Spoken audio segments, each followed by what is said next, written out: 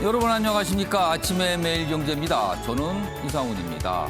날이 매우 건조한 이맘때는요, 화재 위험이 높습니다. 그런데 올해는 비까지 적게 내려서 더욱 건조합니다. 그리고요, 요새는 바람까지 강하죠.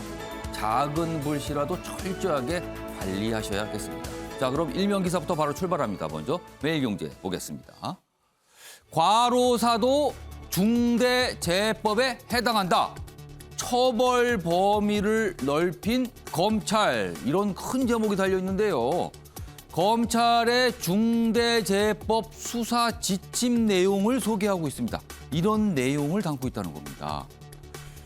그렇다면 과로사 경우도 중대재해법 적용이 된다, 이렇게 보겠다는 거예요. 업무상 위험이 과로사를 불렀다, 이렇게 해석하고 있는데요. 업계의 파장이 클 듯하다, 이렇게 좀 적고 있습니다. 다음은 서울신문 보겠습니다. 자, 기사가 아래쪽에 있습니다. 어제 이 기자회견 많은 분들이 좀 주목하셨을 거예요. 그분 의혹 사실 무근이다. 바로 그분이 누구냐 가지고 지금 대장동 의혹의 핵심이라고 꼽혔는데, 그분으로 지목되신 분이 있는데 어제 기자회견을 했습니다. 여기 있습니다.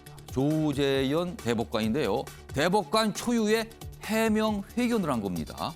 그러면서 이렇게 얘기했는데 그중에 핵심이 이겁니다. 김만배 씨 등 일면식도 없고 일통화도 없다. 전혀 모른다. 이렇게 강력하게 반박을 했습니다.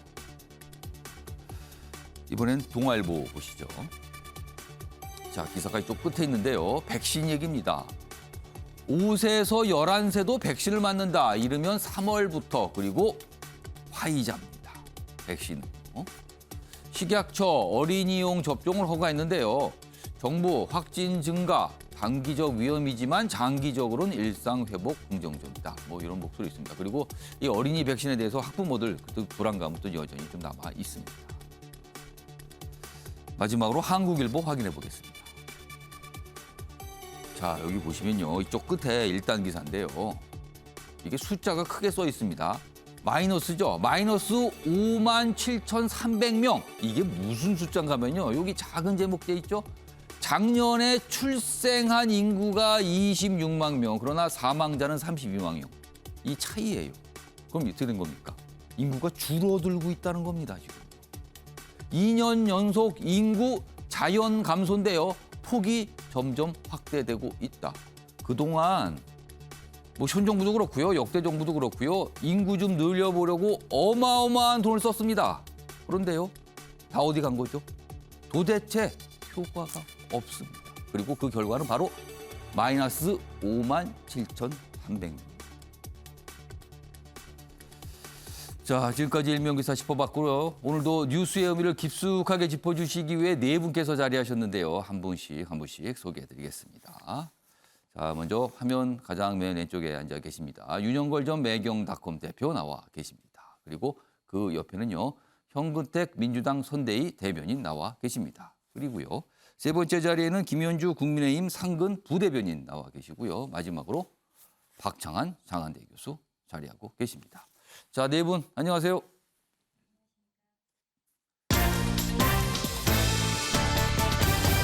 오늘날 주요 이슈들을 네 가지 키워드로 한눈에 정리했습니다. 아침을 여는 키워드 준비되어 있습니다.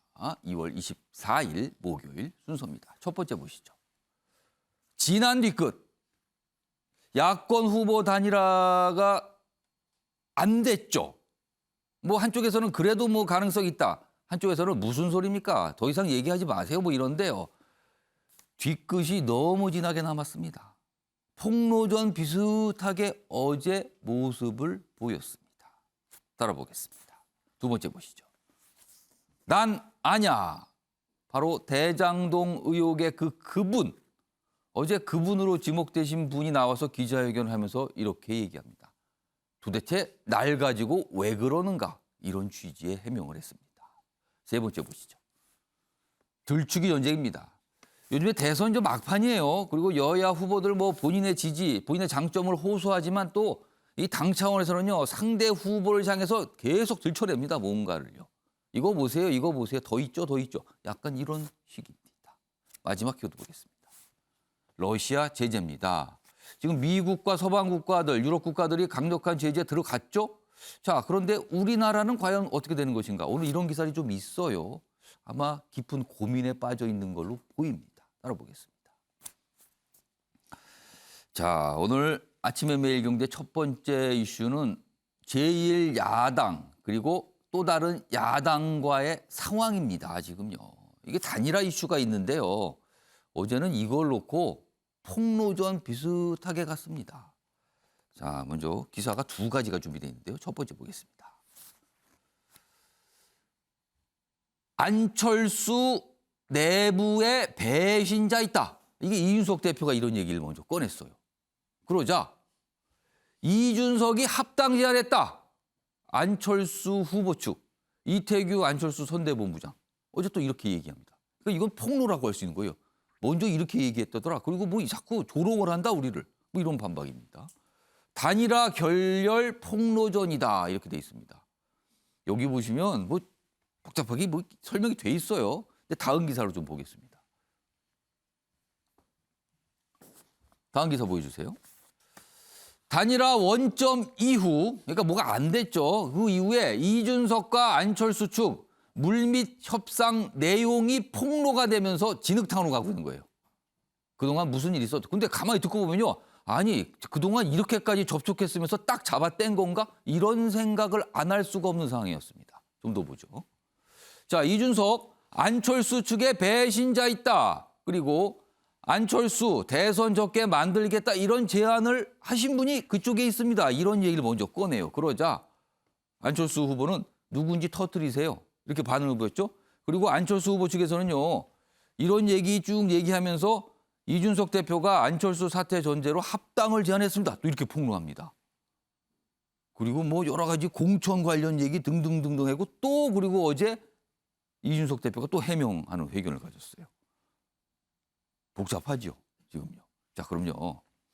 어제 모습을 좀 조목조목 나눠서 좀 볼 필요가 있는데요. 어제 먼저 이준석 대표의 언론 인터뷰가 좀 발단이 됐거든요. 그리고 그에 대해서 안철수 후보 측에서 반박하는 어떤 회견을 가졌습니다. 두 가지 모습 보시죠. 우리 측 관계자에게 네. 안철수 대표를 접게 만들겠다는 등의 제안을 해온 것도 있습니다. 지금 굉장히 시끄럽게 떠드는 사람 중에 하나니까요. 좀 조용히 하시길 기대하겠습니다. 통 큰 합의라는 거는 통 큰 사람 둘이 만나서 해야지만 통 큰 합의가 되는 거지. 통 큰 사람과 속 좁은 사람이 만나면은 그거는 복장 터지고요. 네. 제가 비공개로 이준석 대표를 만나서 합당 제안을 받았습니다. 취지는 안철수 후보께서 깔끔하게 사퇴하고 이를 전제로 합당하면 선거 후에 국민의당의 의사를 대변하고 반영할 수 있는 특례 조항을 만들어서 최고위원회 조강특위 공천심사위의 참여를 보장하겠다. 이런 제안을 했습니다. 2월 11일 국민의힘의 첫 열정열차 출발일에 도착역인 여수에서 윤석열 후보와 안철수 후보가 함께 내리면서 단일화 선언을 하는 그런 빅 이벤트를 준비했다. 추가적으로 종로 보궐선거에 나간다면 공천할 수 있고 이준석 대표가 제안한 것을 우리가 묵살한 것에 대한 감정적 반발인지 아니면 원래 이중 플레이를 하는 것인지 또 그것도 아니라면 이것이 윤석열 후보와 이준석 대표 간의 국합, 배드캅 역할 분담을 하고 있는 것인지 그 대답을 국민의힘과 이준석 대표에게 듣고 싶습니다. 자, 논의 됐다는 내용 상당히 구체적입니다. 무슨 열차에서 내려서 같이 무엇을 하고 뭐 등등등 그리고 향후에 무슨 어떤 예우와 관련된 내용까지 들어가 있었거든요. 자, 이렇게 어제 기자들만 만나서 폭로가 됐잖아요. 그리고 저녁에 이준석 대표가 다시 회견을 열었습니다. 들어보시죠.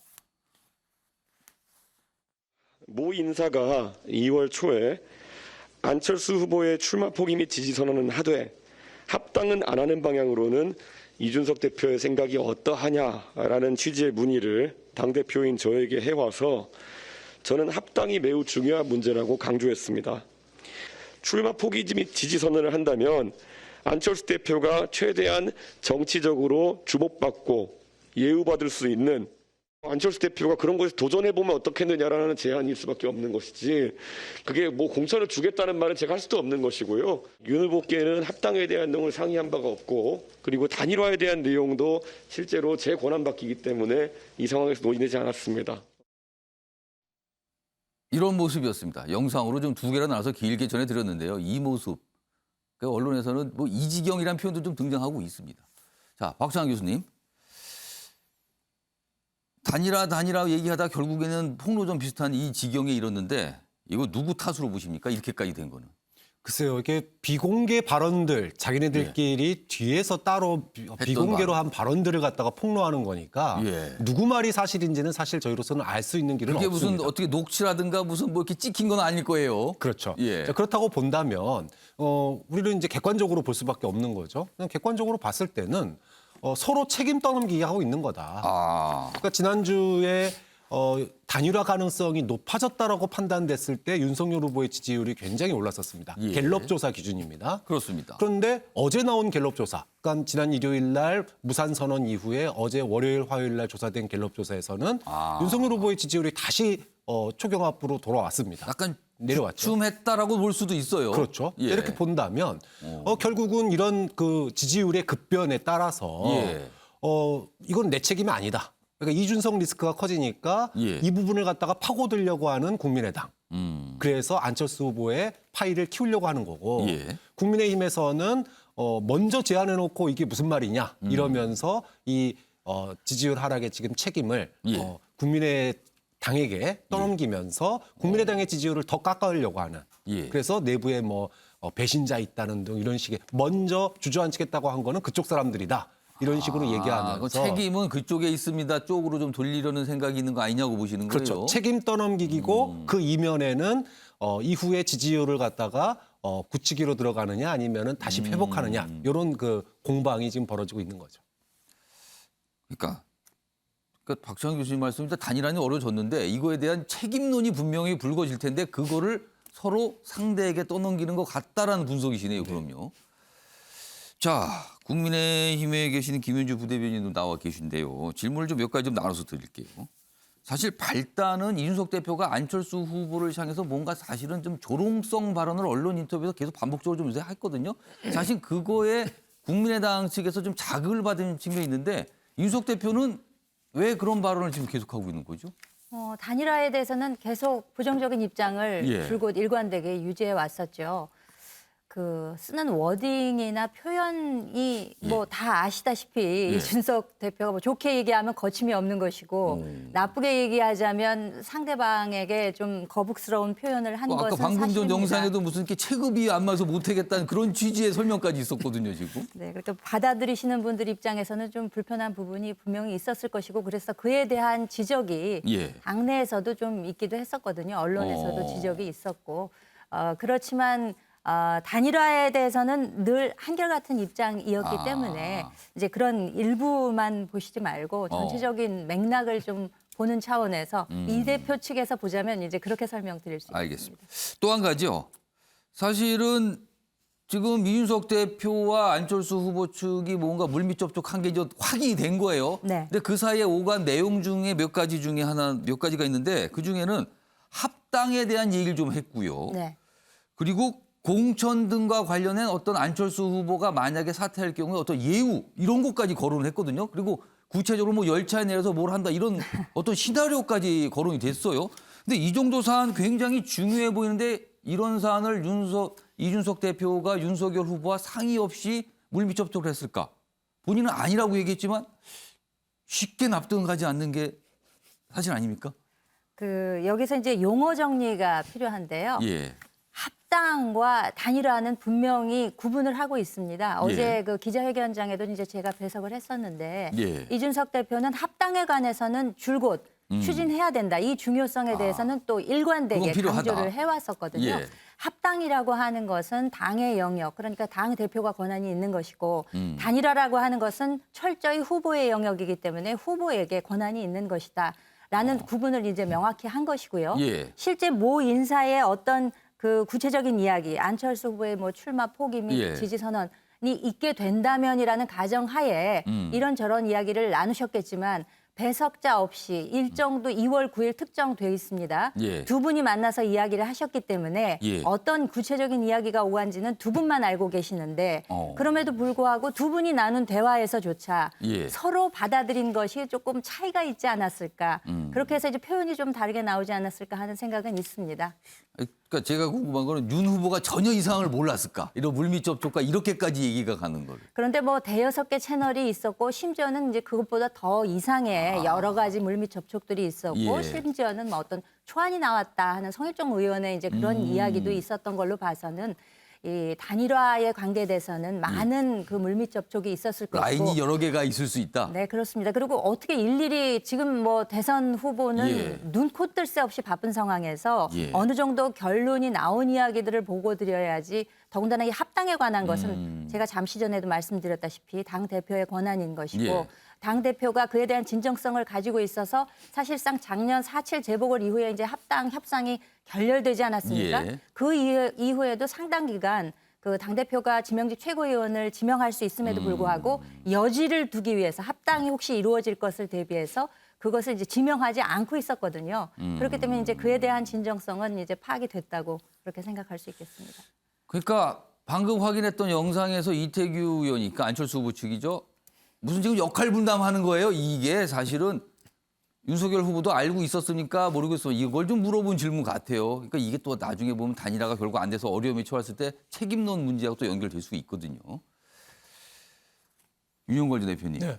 자, 뭐 어제 상황까지 다 정리해 봤어요, 지금. 그리고 지금 이 국민의힘의 김현주 부대변인의 의견까지 들어봤는데 물밑 접촉이 있었다는 건 확인됐습니다, 명확하게. 네.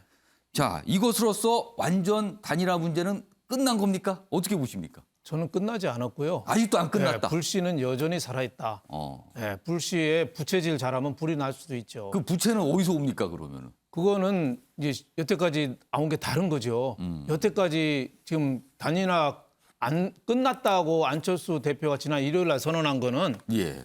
여론 경선 단일화가 끝났다는 거죠. 아. 그러니까 시즌 1은 여론 경선이고 예. 시즌 2는 단판이죠. 단판 경선. 단판은 이제 전 남았다고 봐요.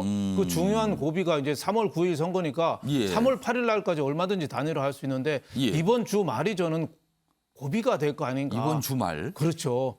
예, 버스가 출발은 했는데 지금 버스 문은 아직 안 닫혀 있어요. 그래서 얼른 가서 타면 됩니다. 예. 대문 발차거든요. 그게 엊그제인가요? 어젠가요? 그 안철수 후보가 부산 가서 유세했잖아요. 거기에 그 국민의힘의 서병수 의원이 거기 가서 연설을 했어요. 아. 예, 그 전날 서병수 의원이 안철수 후보한테 전화해서 나 거기 가도 되냐니까 예. 오라고 그랬대요. 그래서 그렇습니다. 만나자고 하니까 또 만난다고 그랬대요. 예. 아마 오늘 내일 만날 것 같아요. 그러니까 국민의힘 중진들이 총력으로 좀 뛰고 있어요. 예. 그래서 상당히 저는 개연성은 있다 이렇게 보여지고 또 안철수 후보가 완전히 안 한다 소리는 안 하고 예. 내 제안을 받아들이면 하겠다.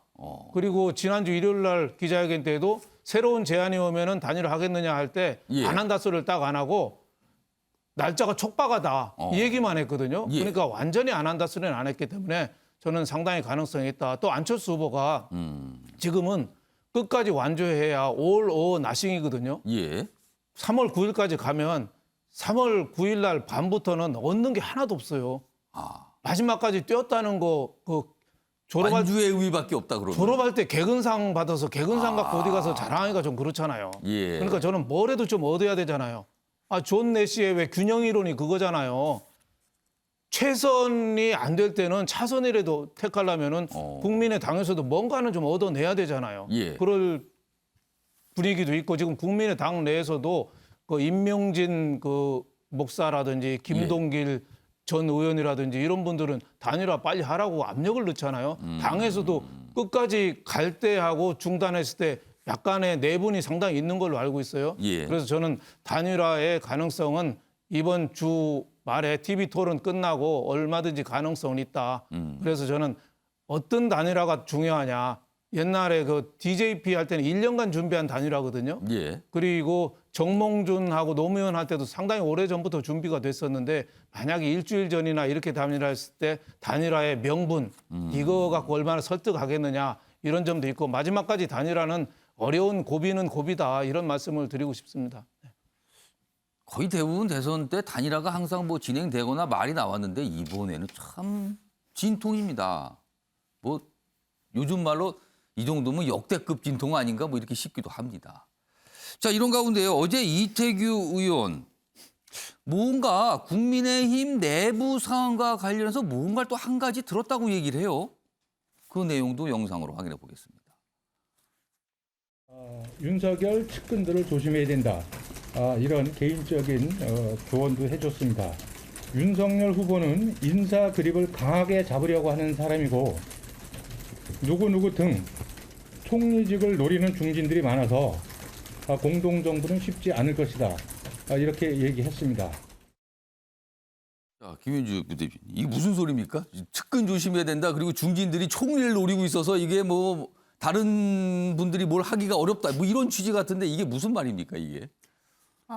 그것은 이제 구체적인 표현은 예. 아마 이태규 선대총괄본부장께서 이제 어떻게 들으셨는지는 예, 들은 얘기를 부분만- 전한 거예요, 지금요. 부분만 알고 계시는 것이겠습니다만 그 이제 본 뜻이라고 하는 것은 이 대표가 어떤 그와 비슷한 이야기를 했다면 예. 우리 그 후보의 경우는 어떤 그 정치적 거래를 하는 사람이 아니다. 그렇기 때문에 후보의 뜻을 일하면서 이렇게 말을 거내는 사람에 대한 조심을 해라. 아마 이런 뜻으로 이야기하지 않았을까라는 생각이 듭니다. 왜 그런가 하면 이걸 듣고 어제 정치권의 많은 분들이 윤핵관 얘기를 한 건가 뭐 이렇게 좀 떠올렸거든요. 근데 뭐 명확하진 않아요. 근데 어제 기자회견 중에 저 대목이 하나가 들어있었거든요. 그래서 기자들이 이게 무슨 의미인가라고 이제 궁금증을 하는데 아직 명확하게 뭐 설명은 좀 없었어요. 원칙적으로 합당이 이루어지게 되면 예. 기본적으로 당대당 합당에서 공천이라든지 모든 것을 원리 원칙에 입각해서 예. 똑같은 그 기회를 주겠다라는 이야기를 했을 것이고요. 예. 그리고 아까 그 뭐 열차 관련도 이야기를 하셨습니다만 예. 열정 열차도 이제 저는 그 전 기간을 이제 함께 탔었는데 예. 그것도 사실상 2월 9일에 이제 두 분이 만났으니까 이틀 뒤에 2월 11일부터 13일까지 운행할 예정이었거든요. 그러니까 뭐 만약에 이야기가 잘 된다면 이런 것도 충분히 활용할 수 있다라는 차원에서 분명히 이야기를 했을 것이고 그 이태규 본부장께서 이야기하시는 그 기착지와 일정이 이제 사실관계가 좀 다릅니다. 그렇기 때문에 받아들이시는 분 입장에서는 예. 이제 그 부분만 부각해서 아마 받아들이시지 않았을까라는 생각을 해보게 됩니다. 그러니까 항상 대화하면 말한 사람과 듣는 사람이 좀 다르게 할 수도 있고요. 뭐 내용이 살짝 해석이 다를 수도 있는데 한 가지 분명해진 건 있습니다. 단일화 관련해서 물밑 접촉이 확실히 있었구나. 그리고 굉장히 구체적인 내용이 있었구나. 그런데도 양측 인사들은 지금까지 딱 잡아떼고 있었구나. 언론이 아무리 질문해도. 이거는 확인이 됐습니다. 지금. 자, 이런 가운데요. 안철수 후보, 윤석열 후보에 대한 비판 연일하고 있습니다. 유세 때마다요. 윤석열 후보에 대한 공격이 점점 강도가 높아지고 있어요. 그 기사도 있습니다. 안철수, 윤석열 겨냥해서 대통령은 전문가 뽑을 머리 있어야 됩니다. 그럼 이게 무슨 뜻입니까, 그러면은? 머리가 있어야 된다라고 하면서 윤석열 후보를 겨냥했다는 거는 이게 어떻게 이해되시죠? 시청자 여러분 무슨 말을 한 건지. 전문가 기용 발언의 자질 비판. 뭐 내수용 법률가는 미래를 못 푼다. 내수용 법률가. 이렇게까지 얘기를 했군요. 자, 그럼요. 어제 안철수 후보의 이야기 들어보겠습니다. 아무것도 달라지지 않는 것, 원하지 않는다고 말씀하시면서도 무슨 주술의 시인들, 무슨 마법에 걸린 듯이 정권 교체만 되면 다 될 거라고 착각하던 분들이 많이 계십니다. 대통령이 될 사람은 최소한 어떤 머리를 빌릴 것인지를 아는 머리를 가지고 있는 사람이 대통령이 돼야 됩니다. 그런데 상대방은 떨어뜨려야 된다. 그것 때문에 마음에 안 들고 무능한 거 알면서도 그 사람을 뽑는다는 겁니다. 또 그럴 겁니다. 1년만 지나고 나면 내가 그 사람 뽑은 손가락 자르고 싶다고 또 그럴 겁니다. 이 정도면 맹비난 아닙니까? 이 정도면요. 지금 단일화 얘기를 하는 과정에 이렇게까지 엄청난 비판 발언이 나온 겁니다. 그리고요. 이 상황을 파고들듯 이재명 민주당 후보가 자꾸 뭔가 얘기합니다. 여기 기사로 좀 먼저 있습니다. 이재명 야권 단일화 삐걱대자 함께 하자며 안철수에 직접 손짓을 하고 있다. 그러면서 무슨 정치개혁 얘기해요. 그리고 뭐 중대선거구제, 뭐 다당제, 뭐 합동정부 뭐 이런 얘기들이 나오고 있는 거죠. 그래서 자 그럼요. 이재명 후보의 이야기, 이에 대한 안철수 후보의 반응까지 묶었습니다. 들어보시죠. 좋은 생각 가지고 계시지 않습니까? 묻지마 정권 교체가 아니고 닥치고 정권 교체가 아니고 정치 교체해야 된다. 네. 분열에 정치하지 않는 모든 정치 세력은 함께하자. 그러니까 뭐 러브콜이라고 할 수 있겠죠. 그런 거는 조건부로 할 일이 아닙니다. 정말 대한민국의 미래를 생각한다면 그러면 선거의 승패와 관계없이 180석 정도 가진 여당이 사명감을 가지고 대한민국의 미래를 위해서 그 일을 하셔야 되는 거죠. 그게 왜 거래 대상입니까? 정우택 대변인. 뭐 안철수 후보도 뭐 이렇게 이재명 후보의 어떤 제안에 대해서 그렇게 맞듣지는 않은 것 같아요. 뭐 왜 그런 걸 뭐 조건으로 걸고 거래 대상처럼 합니까라고 반응인데 민주당의 진짜 분위기 좀 전해주세요. 이 안철수 후보를 바라보는 분위기요. 저희들은 뭐 이런 걸 조건으로 뭐 거래하거나 뭐 그럴 생각은 아니고요. 사실은 이게 이재명 후보가 지금 얘기하는 게 어찌 보면 민주당 후보로서 얘기하는 게 적절하냐 이런 얘기도 나올 수 있습니다. 왜 그러냐면 양당 기득권 구조를 깨야 된다 이 얘기를 하고 있는 거거든요. 거기에 가장 중요한 게 중대선거구제. 중대선거구제 했을 때 사실은 어찌 보면 제3지대를 만들어준다 이런 뜻이 있는 겁니다. 그 양당 거대 정당 입장에서는 그 반갑지 않은 걸 거 그렇죠. 아니에요. 그다음에 연동형 비례제, 그다음에 책임 총리제는 뭐 계속 나오는 거지만 결선 투표제. 이제 결선 투표제가 이제 뭐 위헌이냐 아니냐 얘기도 있습니다만 어쨌든 결선 투표제 했을 때는 이렇게 단일화를 하면서 항상 제3의 후보가 사퇴해야 되는 이런 얘기 안 나올 수 있거든요. 그럼 자연스럽게 단일화되는 거 아니에요? 당연히 그러면? 되죠. 그다음에 이제 누구를 지지할 수 있습니다. 예. 지금 이제 누구를 지지하거나 이게 뭐 선거법에도 걸리고 여러 가지 문제 걸리죠. 결국 이제 결선 투표제가 없어서 이런 문제가 생기는 거 아니냐 있는데 이거는 물론 당연히 뭐 안철수 후보도 염두에 두고 있지만 안철수 후보뿐만 아니라 뭐 김동연 후보라든지 심상정 후보 같은 경우도 계속 이 얘기하고 있거든요. 특히 여기에는 지금 언론에 보도 안 되고 있지만 지방선거에서 기초의원, 그러니까 구의원이나 시도의원 얘기하는 거죠.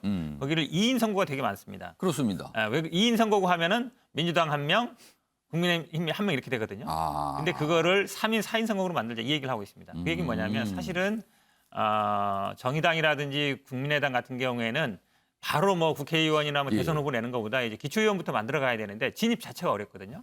정치권이 진입을 하려면 기초의원을 중대선거구로 하자. 3인, 4인. 그런 제안은 알겠어요. 그게 이제 안철수 후보나 심상정 후보 그런 그쪽 정당에서 원하는 건 알겠는데 그걸 미리 말씀하시지 왜 이제 다 돼갖고 대선 다 돼서 지금 얘기하냐 이거죠 지금. 아니, 계속 이제 고민을 해왔습니다. 계속 고민을 해왔다 이제 결론 내린 거예요 그러면은? 뭐 어쨌든 지금 다 앞에서 말씀드렸지만 이제 국민의 윤석열 후보와의 단일화는 거의 뭐 깨졌다고 본다 그러면 그렇다고 해서 과거와 같은 방식으로 뭐 심상정 후보 사퇴해라. 그다음에 뭐 안철수 후보 사퇴하라 이렇게 할 수는 없는 상황이거든요. 지금 선거도 막판이기도 하고 또 그게 어찌 보면은 정치 도의상도 안 맞는 것 같고 그렇다 그러면 큰 틀에서 어쨌든 정치 교체, 그러니까 정권 교체를 주장하고 있고 저희들은 정치 교체를 주장하고 있기 때문에 정치 교체에서 함께 할 수 있는 이런 분야가 있다. 이런 부분에 대해서 같이 하자 이렇게 얘기하는 그러면 겁니다. 안철수 후보가 갖고 있는 표, 심상정 후보가 갖고 있는 표 물론 상대적으로 많진 않지만 그 표까지 모두 모아서 좀 힘을 주세요. 이겁니까 지금?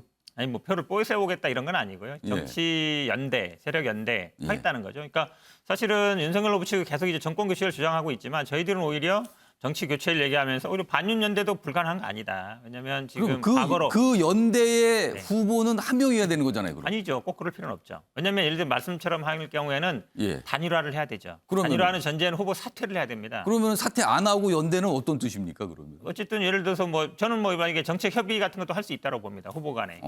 예를 들어서 이게 만약에 됐을 경우에는 이런 걸 한다. 저희들이 선언하고 만약에 상대 후보가 받을 경우에는 그럼 어쨌든 이거는 암묵적이든 아니면 명시적이든 간에 만약에 됐을 때는 이렇게 추진한다는 걸 할 수 있기 때문에 저는 뭐 가능성은 끝까지 열려 있다고. 그러면은요 가정을 해서 연대가 달성이 됐어요. 네. 심상정 후보, 뭐 김동연 후보, 안철수 후보와 이재명 후보가 연대가 됐습니다. 같이 공동정부도 하고 뭐가 발표가 됐어요. 근데 후보 사퇴는 안 하는 거잖아요.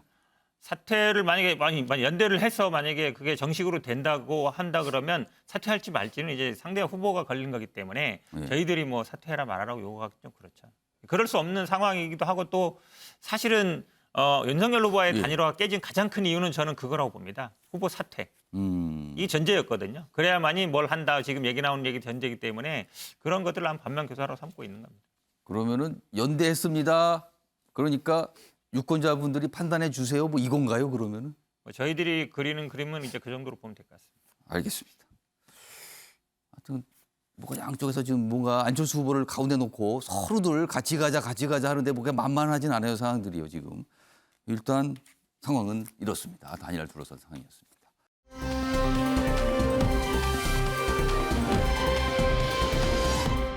다음은요. 어제 기자회견, 초유의 기자회견이죠. 현직 대법관이 해명하는 회견을 열은 거예요. 보시죠. 조재현 대법관, 대장동 그분 난 아니다. 내가 아닌데 자꾸 왜 그런가 이거예요. 그리고 김만배 만나거나 통화한 적도 없다. 이러면서 어제 강력히 부인했어요. 여기 보면 현직 대법관 초유의 기자회견이다.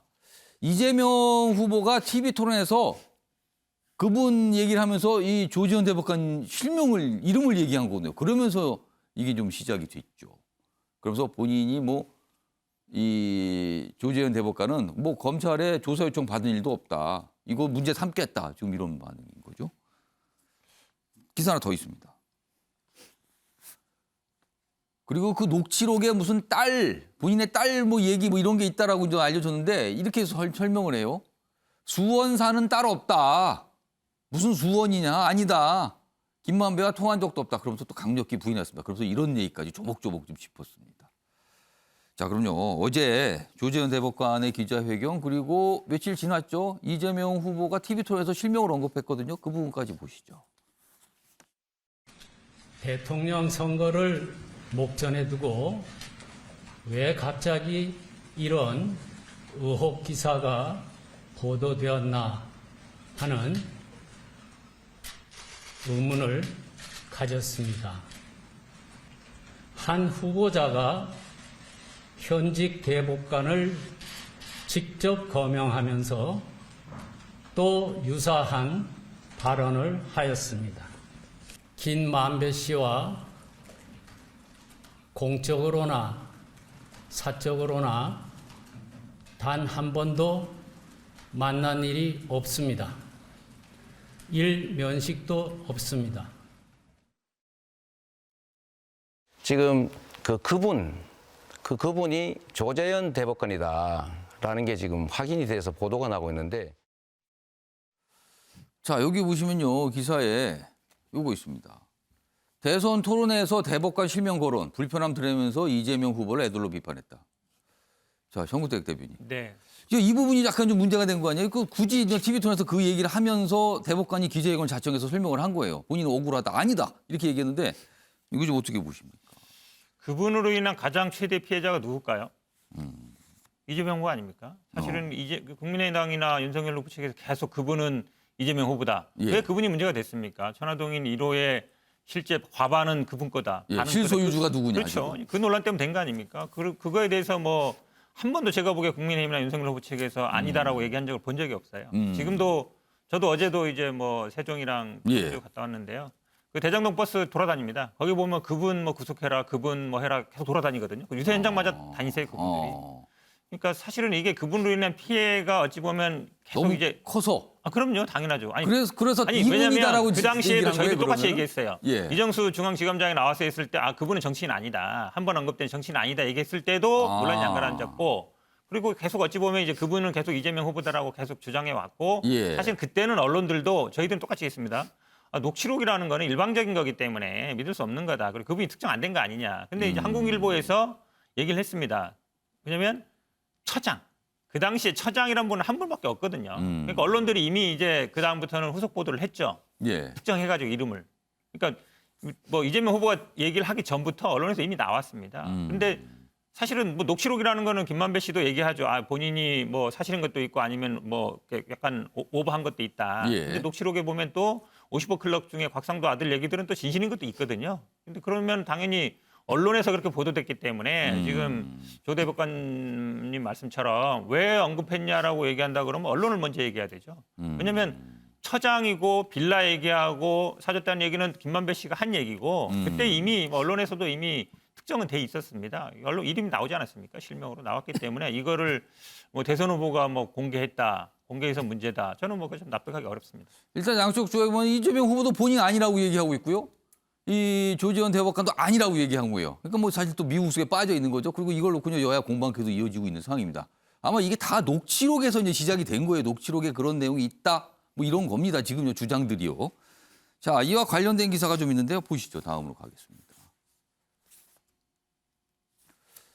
신빙성이 의심스러운 녹취록, 정영학 녹취록입니다. 여야 아전 인수식 해석을 한다. 그러면서 정쟁 도구로 쓰고 있다. 그러니까 일단 녹취록이 있는데 다 아전 인수식. 뭐 지금 서로들 비판하죠. 발췌해서 지금 서로들 공개하고 있다고. 이게 일각에서는 그래서 그래요. 지금 이 녹취록 검찰이 갖고 있잖아요. 검찰 수사 신속했어야 된다. 그래야 이걸 막을 수 있었는데 지금 늦었다 이미 이게. 다음 기사도 더 있습니다. 하나 보시죠. 대법관 초유의 기자회견. 한심한 대장동 수사 탓이다. 여야가 이 녹취록을 경강부의 해석. 앞에 또 표현 하나 더 있었죠. 아전 인수 해석. 경강부의 비슷합니다. 다 유리하게 그냥 땡겨오는 거예요. 그리고 이거 보세요라고 유리하게 보여주는 거죠. 검찰이 적극 수사에 진실 규명한다. 이렇게 좀 지적하는 기사입니다. 윤영걸 전 대표님. 네. 경강부의 아전 인수가 나왔습니다. 동의하십니까? 지금 이런 상황이라고?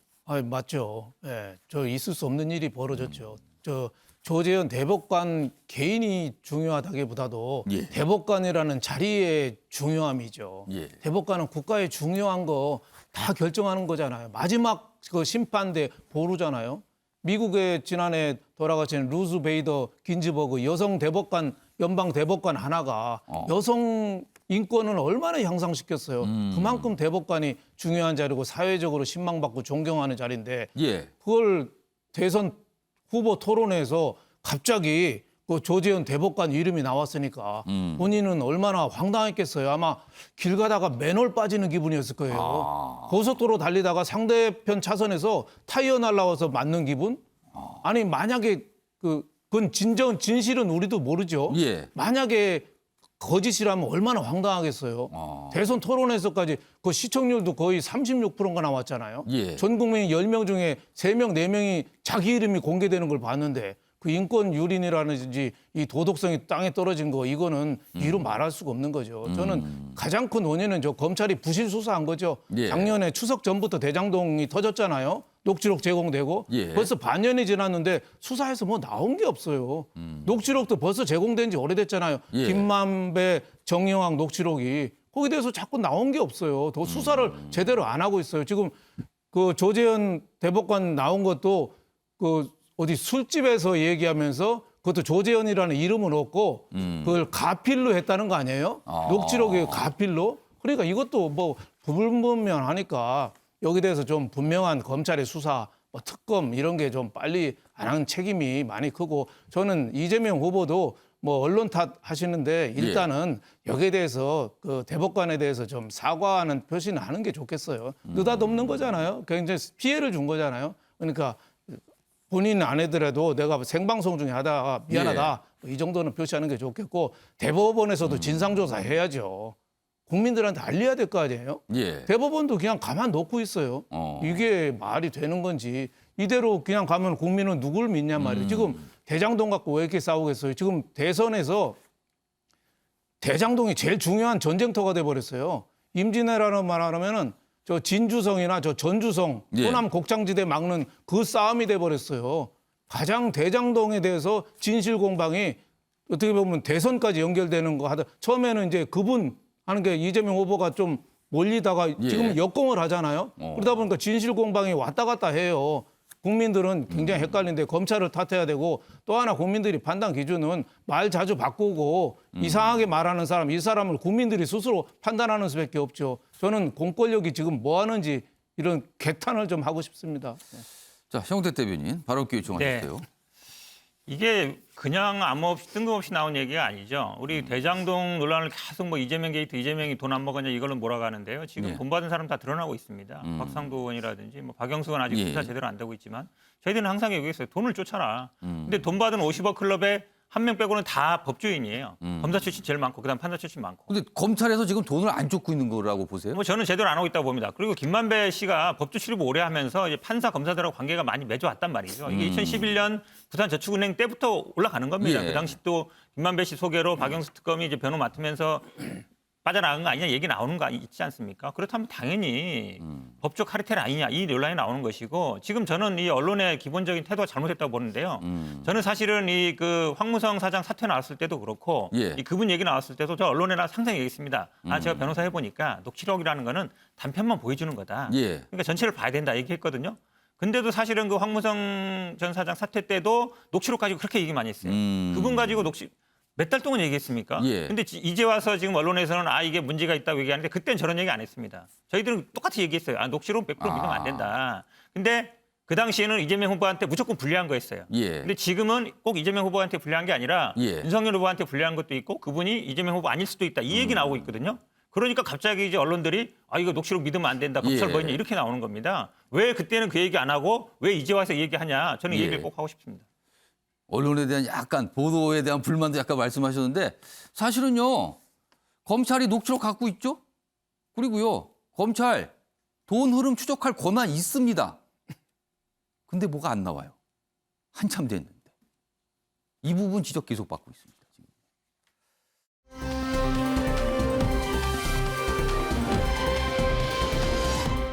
다음은요. 사진 좀 하나 준비했습니다. 보시죠. 이제 시청자 여러분께서 투표장에 가시면 보시게 될 투표 용지입니다. 대통령 선거 투표 용지입니다. 14명이 있습니다. 굉장히 길죠. 무려 27cm입니다. 자, 이 중에 고르셨는지 모르겠습니다. 어떤 쪽에다가 찍을지요, 지금요. 이렇게 기표 용지가 공개가 됐습니다. 근데 이게 단일화가 이제 시점이 지나서 여기에 뭐 표시가 되기가 어렵죠, 이제. 이렇게 되면은 뭔가가. 아무튼 요 용지입니다, 지금요. 자, 다음은요. 이재명, 윤석열 후보 어제 모습 좀 소개해 드리겠습니다. 뭐 기사가 이제 한 판에 이렇게 돼 있는데요. 뭐 다 손을 번쩍 들고 지지자들 뒤로 하면서 찍은 사진이 실려 있고요. 먼저 이재명 후보 내용 보면 어제 이제 충청이에요. 충청 유세인데 캐스팅 보트 충청 유세 나서서 충청 사위는 보일러 들고 다닌다. 이게 무슨 소리입니까? 보일러 들고 다닌다. 이게 윤석열 후보의 사드 추가 배치 이런 걸 겨냥하면서 이게 아마 충청에도 올 수 있다. 막 이런 아마 전제를 한 것 같아요. 그러면서 충청 사위는 사드 들고 다니지 않고 보일러 들고 다닌다라고 얘기한 거예요. 상대 후보를 딱 찌르면서 본인을 부각시키는 말이죠. 그리고요. 윤석열 후보 얘기 좀 보겠습니다. 윤석열 보수 후보 첫 DJ 생가를 찾았다. 민주당보다 제가 DJ 정신에 가깝다. 이렇게 얘기를 합니다. 호남에 지금 뭔가 공을 들이는 모습인데요. 아무튼 이렇게 어제 두 후보의 모습이 있었습니다. 자, 그럼 이 글자로 보니까 실감이 좀 덜 나시죠. 영상으로 준비했습니다. 들어보시죠. 제가 충청의 사위 이서방인데 이서방은 저 사드 이런 거 안 들고 다닙니다. 이서방은 정말로 처갓집에 도움이 되는 보일러라든지 냉장고라든지 먹고 살 길이라든지 경제를 살린다든지 균형 발전 이런 거 들고 다닙니다, 여러분. 이서방 최고 감사합니다. 우리 처갓집 최고, 충청 최고. 국민의힘이 그동안 부족한 점이 많고 구태에서 벗어나지 못한 부분들이 많이 있어서 국민들로부터 여러 차례 심판을 받았습니다. 저나 국민의힘은 지금 이재명의 민주당보다 더 김대중 정신에 가깝고 이 자유민주주의와 시장경제를 추구하는 김대중 정신을 구현하려 하고 있습니다. 자, 박상현 교수님. 요즘 어떻게 보십니까? 윤석열 후보의 어제 이제 호남을 찾아서 민주당보다 그리고 본인과 국민의힘이 DJ 정신에 더 가깝다 이렇게 약간 주장을 한 거예요. 호남에 대한 최근에 어떤 이 지지율이 과거 보수 후보보다 좀 높다 이런 판단하면서 뭔가 좀 하는 건데 이거 어떻게 들으셨습니까?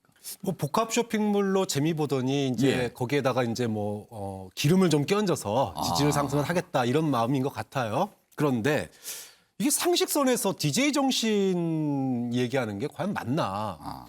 자유민주주의와 시장 경제를 얘기하지 않는 정치인은 없습니다. 예. 그게 DJ 정신입니까? 제가 아는 DJ 정신은 두 가지예요.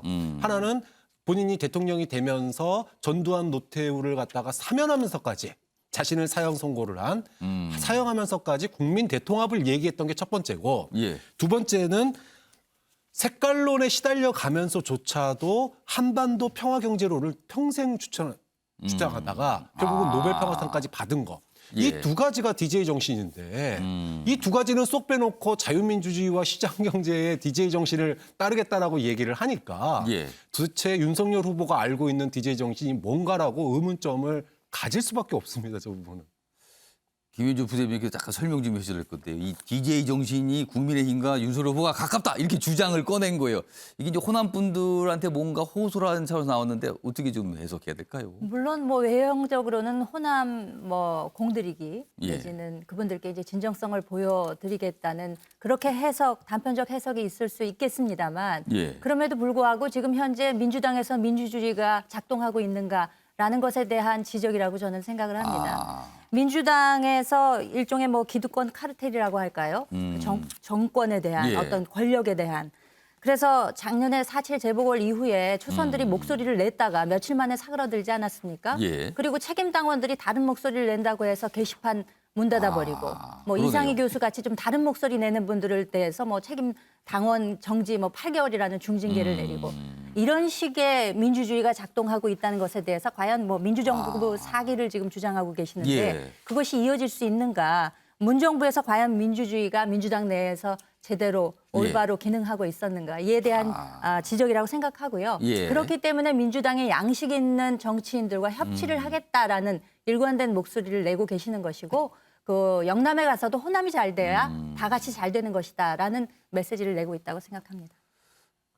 요새 보면요, 막 섞여 있어요. 막 지역에 가서도 뭐가 얘기하면 이게 도대체 그 얘기만 들으면 이게 어떤 분이 이 말씀을 하신 건가? 약간 잘 안 떠오르는 경우가 많습니다.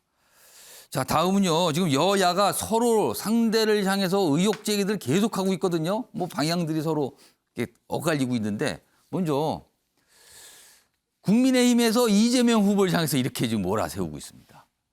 자, 국민의힘 이재명 몰라 떠던 김문기 씨와 출장 중에 골프 쳤다. 재반격에 나섰다. 자, 지금 고인이 되신 분이잖아요. 유족과 기자회견을 해서 물증 사진 그리고 음성도 공개했어요. 뭐 사장님과 시장님과 뭐 골프다 이걸 공개한 거예요. 그러면서 아니 몰랐다면서 이게 어떻게 된 겁니까? 이렇게 갖고 이제 압박을 하고 있는 상황입니다. 이게 하나가 있어요. 그럼요. 이 내용과 관련돼서 어제 기자회견이 있었는데 그 모습 확인해 보겠습니다. 이재명 후보는 왜 어째서 아버지를 모른다고 기억이 안 난다고 거짓말을 하는 건지 궁금합니다. 3일장 동안 이재명 후보는 8년 동안 충성을 다하며 봉사했던 아버지의 죽음 앞에 조문이나 어떠한 애도의 뜻도 비추지 않았습니다. 심지어 아버지의 마지막 발인 날 이재명 후보님은 산타클로스 복장을 입고 나와 춤을 추는 모습까지 보였습니다. 오늘 시장님하고 본부장님하고 골프까지 쳤다? 오늘 너무 재밌었고 좋은 시간이었어. 대장동 사건의 설계자인 이재명 후보는 모든 범행을 부인하고 마치 자신이 피해자이냐 호도하면서 선거 유세에 임하는 모습을 보면서 이러한 상황이 과연 민주국가에서 가능한 일인가? 자, 김현주 부대변인. 국민의힘의 압박과 의혹 제기잖아요. 그 근거는 뭡니까? 뭐 지금 보시다시피 녹취와 예. 그리고 직접 고인께서 이야기하신 장면들이 나오지 않습니까? 저는 이 지금 문제는 한사코 이재명 후보께서 하위직이기 때문에 모른다라고 강력하게 이야기하신 데서 비롯됐다고 생각합니다. 유동규 측근 아니다고 하셨죠? 예. GH 옆집 사는 거 모른다고 하셨습니다. 그때 보도 보고 처음 아신다고 하셨는데 왜 이렇게까지 부정을 하셔야만 하는 것인지에 관한 의문이 있는 것이고요. 심지어 골프 친 사진에 대해서도 이거 사진 조작이 아닌가라고 생각한다고까지 얘기를 하셨거든요. 그 직접 저 고인이 되신 분의 유가족의 입장에 대해서 생각해 보면은 정말 그 장남이 울먹이면서 이야기하는 심정이 충분히 이해가 갑니다. 이렇게까지 모른다고 해야 할 이유는 과연 무엇인가? 이 점이 저는 가장 중요한 강조해야 되는 부분이라고 생각합니다. 자, 정우택 대표님, 어제 민주당에서는 구체적인 입장은 좀 없었어요. 이것도 어떻게 좀 설명하시겠어요? 이 사진 부분은 이제 제가 한 얘기니까 뭐 저는 해명해야 되는데 예. 제가 사진을 조작했다 그런 게 아니고요. 예. 편집했다 그랬죠. 왜냐면 열 몇 명 찍은 사진 중에 그거를 그대로 낸 게 아니라 4명 부분만 이렇게 확대해서 했다. 전체만 이렇게 약간 내용을 좀 발췌 마치 비슷하게 했다. 의도가 있는 거죠. 이렇게 친한 건데 이렇게 같이 사진 찍었는데 왜 모르냐 이런 거거든요. 그러니까 그렇게 할 필요가 있었냐라고 말한 겁니다. 제가 없는 사진 말했다는 게 아니고요. 그거는 이제 해명으로 이제 네. 알겠고요. 어제 이 고 김문기 씨의 어떤 음성, 모습이 뭐 골프 관련된 게 공개가 됐잖아요. 근데 민주당에서 사실 그거에 대한 어떤 입장은 없었어요. 근데 사실 이제 고인이 되셨고 그분도 이제 뭐 어떤 이유인지 모르겠지만 어쨌든 되셨는데 또 아들이 이렇게 한 거에 대해서 이미 이제 정치형으로 들어온 건 맞지만 또 저도 하고 싶은 말은 있거든요. 사실은 왜냐하면 뭐 사진 많이 찍고 골프도 많이 치지 않습니까? 또 상하 관계고 공적 관계였습니다. 그래서 뭐 알 수도 있고 모를 수도 있고 하는데 근데 고인이 되셨고 또 아드님이 한 얘기라서 저도 뭐 가능한 얘기는 좀 사실 좀 섭섭하다는 그런 표현이 많이 있었어요 어제. 그러니까 뭐 그럴 수는 있다고 봅니다. 근데 지금 뭐 크리스마스 전날 행사가 뭐 개인적으로 한 건 아니지 않습니까? 선거 운동의 일환이었기 때문에 그런 걸 가지고 또 뭐 또 제가 또 뭐 거기에 대해서 또 뭐 어떻다라고 말하는 것도 좀 적절치 않은 것 같아서 어쨌든 우리 당 입장에서는 최대한 뭐 관련 논평이라든지 반박은 좀 자제하고 있는 입장입니다. 오늘도 뭐 이렇게 딱히 이렇게 입장은 없으신 것 같네요. 아무튼 국민의힘이 이 부분을 갖고 계속 좀 압박을 하고 있어요. 다음은요. 민주당이 압박하는 내용입니다. 보시죠. 여당 김건희 주가 조작 의혹 계좌 4개 추가 확인했다. 지금까지 뭐 하나 정도인데 그거 아니더라. 그리고 뭐 기간, 주식 거래가 이루어진 기간 이런 것도 이제 문제 삼고 있죠. 9억 차익 보도 인용하면서 맹공을 하고 있다. 야당은 뭐 허위 사실이다. 이게 강하게 반발하고 있는데요. 일단 뭐 여당 압박이 거셉니다. 그리고 검찰은 뭐 검찰발로 나오는 이 인용된 얘기는요. 김건희 3개는 빌려주고 2개는 직접 운용. 그러니까 계좌가 5개가 되는 셈이에요. 기존에 하나가 아니라 더 있다는 거. 뭐 이런 얘기까지 나오고 있습니다. 자, 그럼요. 이와 관련된 영상도 준비했습니다. 보시죠. 김건희 씨가 주가 조작의 주범임을 밝히는 여러 자료들이 언론에 보도되고 있습니다. 그 내용은 너무나 경악스럽습니다. 증권회사 직원한테 주문을 낼 수 있는 권한만 줬는데 그거 4개월 딱 하고는 그 사람하고는 끝났고 그 당시에 도이치모터스라고 하는 것은 주가의 변동도 크지 않았고 저희 집사람 오히려 손해보고 그냥 나왔습니다. 윤석열 후보는 2010년 5월 이후에 거래가 없었다. 그리고 오히려 손해를 봤다. 이렇게 얘기했고요. 월요일 날 TV토론에서 모르쇠로 일관을 했습니다. 누가 봐도 주가 조작에 김건희 씨가 개입한 정황이 또 증거들이 계속 드러나고 있습니다. 타인에게 피해를 주는 경제사범 우리가 어떻게 용납할 수 있겠습니까? 자, 정우택 대변인, 이거는 어떤 내용입니까? 좀 설명해 주세요. 지금 민주당에서 압박하는 근거는 뭡니까? 일단은 뭐 언론 보도가 많이 나오고 있죠. 특히 이제 SBS 보도가 근거가 됐던 것 같은데요. 아마 주가 조작하던 시기에 계산을 해봤더니 한 9억 이상 차익을 남겼더라. 왜냐하면 주가 조작의 가장 큰 그 하나가 사실은 이게 작전 준비를 알았느냐 몰랐느냐. 그다음에 이익을 받느냐. 요 2개거든요. 근데 윤석열 후보는 계속 그랬죠. 2010년 5월까지 하고 끝냈다. 그다음에 그 당시에 뭐 4천만 원 정도 손해봤다. 이게 왜냐하면 당내 경선 토론, 관훈 토론에서 얘기했던 내용입니다. 그렇습니다. 근데 지금 최근 언론에 보도면 그 이후에도 계속 거래를 했다는 거 아닙니까? 그리고 지금 계좌가 하나가 아니라 5개, 6개다. 여러 개다. 그리고 지금 얘기 나온 것처럼 추가로 4개 확인된 것 중에 하나는 앞에 거는 그 문제가 됐던 공개했던 거는 이제 주가 조작 1기에 대한 것이고 그때 쉽게 얘기하면 뭐 주포라고 얘기한 이모 씨한테 했던 건데 지금 그 이후에 거 그러니까 2기에 해당되는 네 개 중에 2개는 그 다른 주포 김모 씨한테 또 그거를 빌려줬다는 거 아닙니까? 예. 그다음에 실제로 이익이 물론 뭐 계산에 따라 다를 수는 있겠지만 계속적으로 어쨌든 이루어졌다. 그리고 사실은 이 통장을 빌려준 사람 중에 그러니까 이익이 어쨌든 1기, 2기에 다 통장을 지금 이제 빌려준 사람은 김건희 씨가 유일하다는 언론 보도도 있었거든요. 근데 통장만 빌려준 사람 중에도 또 기소된 사람도 있습니다. 예. 물론 이제 뭐 당연히 뭐 도이치모터스 관계자라든지 아니면 뭐 선수들은 당연히 기소가 됐겠지만 예. 근데 정상적인 거래로 뭐 전화로 했다 그러는데요. 세상에 주식 사면서 처음에 주식을 살 때 대표 그 도이치모터스 대표와 관련된 사람한테 소개받아서 따는 거거든요. 주포를. 그런 경우가 있습니까? 내가 어떤 회사 주식을 사는데 그 회사 사장이 소개해 주는 경우가 있어요? 당연히 내부 거래를 의심할 수밖에 없는 거죠. 내부 정보를. 예. 그리고 어머니와의 거래도 있다는 거 아닙니까? 그런 게 비정상적인 거죠. 그러니까 당연히 주가 조작을 의심할 수밖에 없는데 저희들이 문제 삼는 건 이겁니다. 이런 증거들이 있고 이런데도 불구하고 검찰이 소환하는데도 불구하고 왜 소환 조사에 응하지 않고 있느냐. 이걸 문제 삼는 겁니다. 자, 김현주 부대님께서 뭔가 좀 해명을 좀 하셔야 될 것 같은데 어떻게 지금 나옵니까? 국민의힘 입장은 뭡니까? 주식 거래는 누구나 할 수 있는 것이죠. 이게 문제가 되는 것은 주가 조작 범행을 공모한 사실이 있는가 예. 없는가가 핵심입니다. 그렇기 때문에 지금 검찰에서 2년 이상을 수사를 탈탈 털어서 했는데도 심지어 그 아무 결과가 나온 것이 없는데도 불구하고 이것을 다시 되돌이켜서 지금 곱씹기를 하고 있는 것이라고 저는 생각하고요. 그 민주당 최가국 의원이 2013년에 종결된 예. 이미 경찰청 사건을 다시 되살려서 지금 이 불씨가 지펴진 것인데요. 말씀하셨다시피 지금 그 녹취에 의해서 그 1인 매매한 것 이외에는 예. 전부 그 증거가 남아 있습니다. 예. 이것은 명백하게 드러내면 드러내면 뭐 분명하게 명확하게 그 결과가 나올 것이기 때문에 예. 주가 조작 범행을 공모한 사실이 없음을 명확히 다시 한번 말씀드리겠습니다. 자, 그런데 지금 대선 얼마 안 남았으니 10여일이거든요. 지금 양쪽 다 의혹 제기 강하게 하는데 이거 대선 끝날 때까지 그냥 뭐 진실은 안 나올 것 같습니다. 뭐 시간 부족도 있고요. 지금까지 왔는데도 안 나왔거든요. 지금요. 이 상황에서요.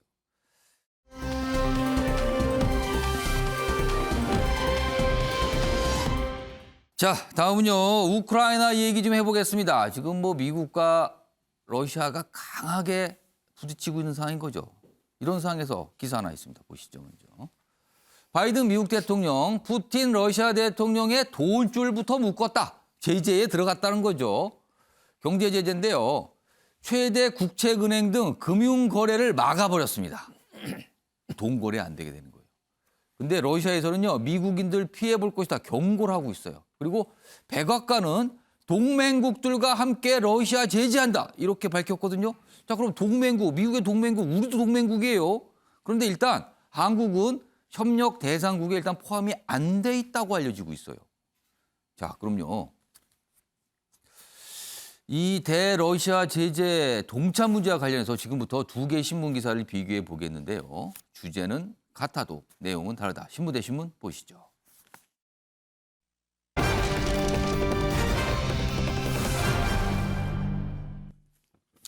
자, 오늘 주제 방금 소개해드렸죠? 지금 미국이 주도하는 러시아 제재. 자, 그럼 우리나라는 과연 어떻게 되는 것인가? 오늘 2개 신문 기사인데요. 핵심은 이렇습니다.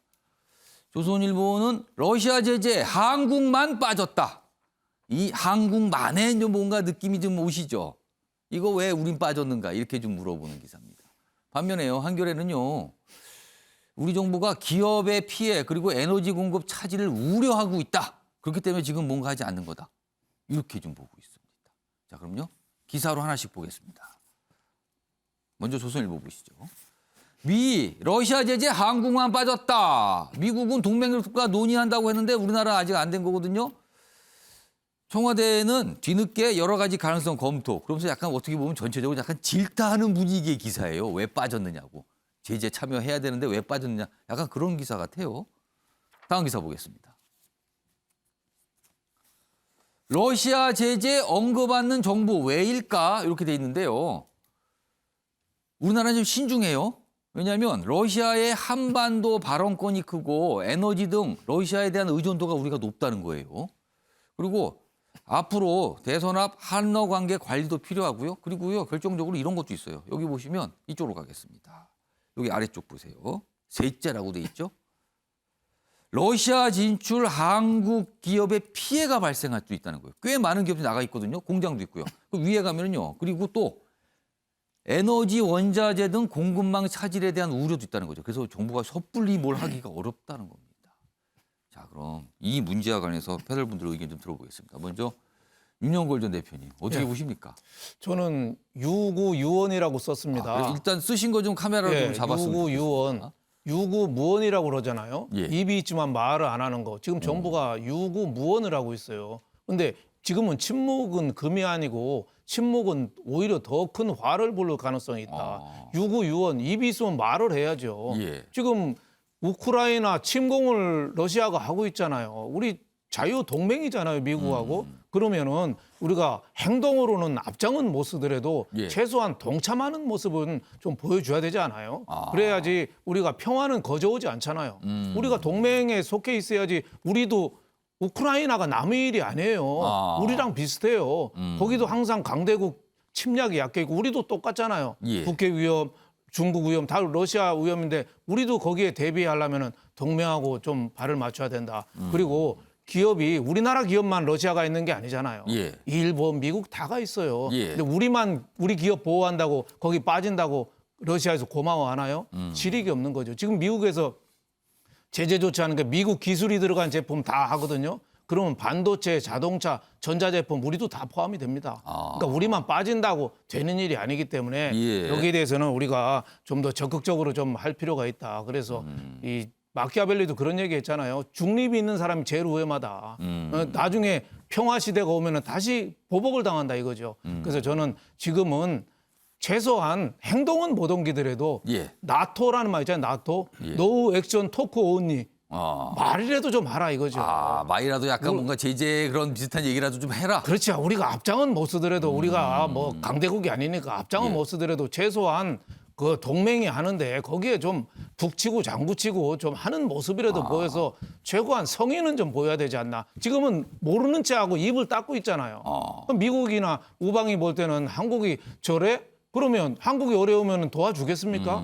저는 좀 더 전향적으로 좀 생각해야 된다. 지금 북한에도 너무 납작 엎드려 있고 예. 중국에 대해서도 우리가 맨날 굴욕 시비가 있는데 러시아까지 또 그러냐 이거죠. 알겠습니다.